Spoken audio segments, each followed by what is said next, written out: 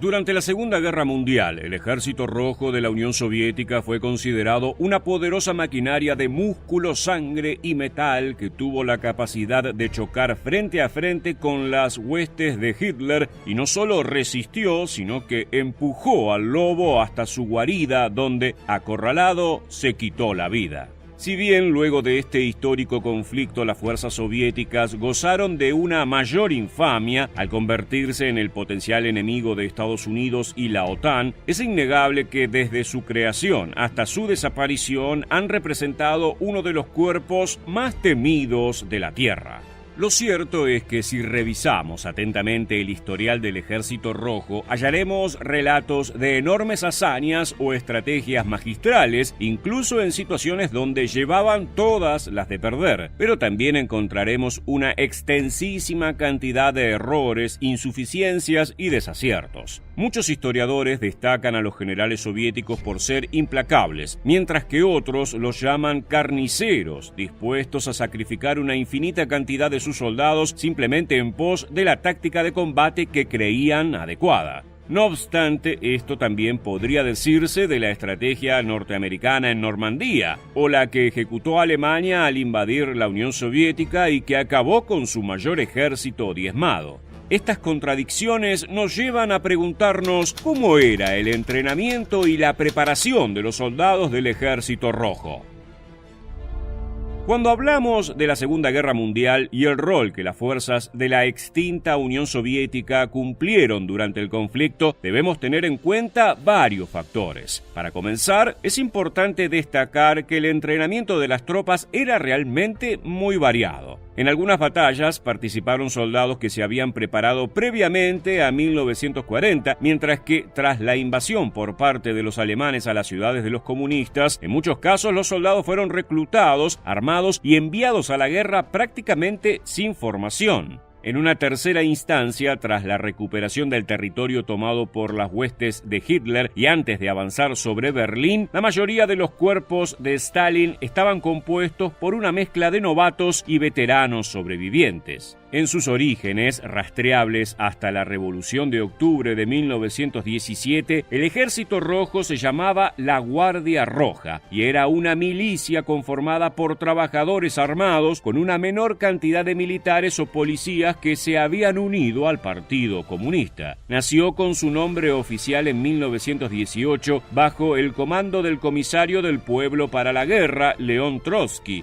quien adoctrinó a los nuevos reclutas desde el primer momento para servir tanto a la madre patria como al sueño socialista de Lenin. Pero la gran crisis producida por la guerra civil en Rusia llevó a que para 1925 quedara poco más de 500.000 de efectivos al servicio del país. Aunque los soviéticos intentaron contener la pérdida de soldados integrando a las fuerzas más trabajadoras y movimientos militantes, debieron firmar un tratado secreto con Alemania en el cual se establecieron los entrenamientos cruzados de tropas. Para este punto, los soviéticos se habían quedado sin su semillero militar. La muerte de Lenin y el exilio de Trotsky pusieron en crisis a la institución militar comunista y la necesidad de oficiales llevó a que se redujeran las carreras militares al mínimo, que era de 2 años, mientras que antiguamente tan solo la carrera de armas duraba 3 años. Peor aún, al poco tiempo de recibirse, los oficiales eran ascendidos de rango, lo que redujo la calidad general de los tenientes y almirantes. Este problema se profundizó enormemente en 1937, año en que Stalin, desconfiando de la institución bélica de su gobierno, llevó adelante la Gran Purga Militar.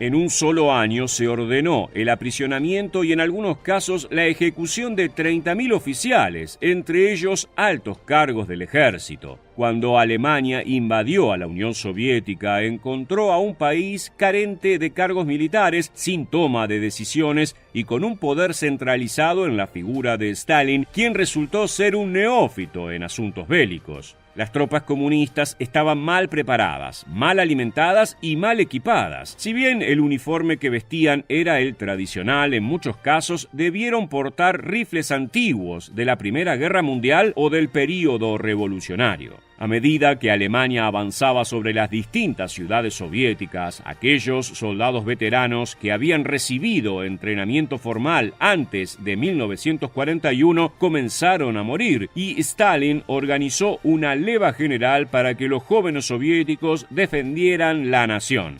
En esa época surgió un oscuro chiste entre los soldados: toma este palo, ahora ve a morir por la madre patria. Aunque hoy en día se sabe que esto no era así, de alguna manera refleja lo que sentían los jóvenes rusos al ser reclutados para proteger a su tierra. Se les entrenaba rápidamente en 2 meses, intentando que asimilaran tanto conceptos básicos como lecciones fundamentales o complejas de la forma más veloz posible. En unos pocos días se los entrenaba en tiro, en estrategia militar y supervivencia, entre otros. Esto generó 2 graves problemas. El primero fue que realmente los reclutas no terminaban de incorporar ninguno de los nuevos conocimientos y carecían de práctica en campo. El segundo implicó una gran desobediencia a la cadena de mando o la incapacidad de seguir órdenes de manera marcial, lo que no solo derivó en dificultades en las operaciones, sino que también llevó a muchos generales a despreciar a sus propios hombres y poner deliberadamente sus vidas en peligro. Pese a todo su poder y su estilo dictatorial, Stalin no pudo apartar la vista del problema que él mismo había creado. Por ello, decidió perdonar a parte de los oficiales que había encarcelado durante la Gran Purga. Unos 5.000 hombres, que habían tenido la suerte de ir a prisión en vez de morir ejecutados por sus propios soldados, regresaron al ejército para restaurar el orden faltante.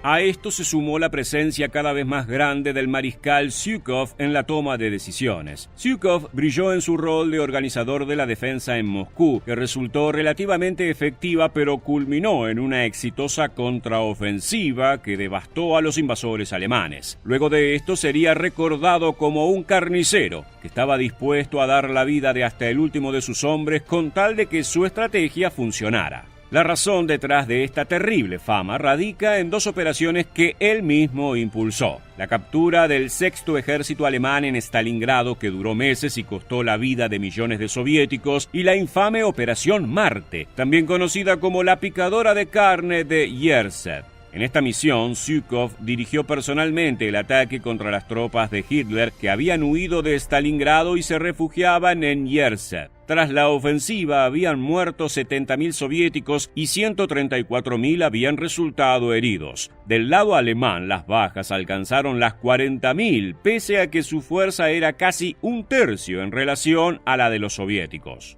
Tras recuperarse de los golpes que Hitler asestó a la Unión Soviética, el Ejército Rojo recuperó la compostura. Varios mariscales más se involucraron en la toma de decisiones ofensivas, desplazando ligeramente a Zhukov. Una de las decisiones más efectivas fue la de combinar los batallones de manera que estuvieran compuestos por reclutas inexpertos y veteranos sobrevivientes de la defensa. De esta manera, las tropas contaban tanto con fuerza como con experiencia, mientras se mantenían más fácilmente el orden en las filas y el respeto a los generales. Otra vez confrontando su ineptitud, Stalin permitió a sus generales que recuperaran las formas estratégicas originales que se habían planteado en los tiempos de la revolución y decidió dejar de intervenir directamente en las operaciones. El cambio que causó la retirada del dictador de la mesa de estrategia llevó a un ejército rojo devastado hacia las puertas de la Cancillería del Tercer Reich, mientras varios metros bajo tierra Hitler ponía un arma en su cabeza, rodeado por sus peores enemigos. Muchas gracias por acompañarnos en otro episodio de Historia Militar. Permanece atento a nuestro próximo video.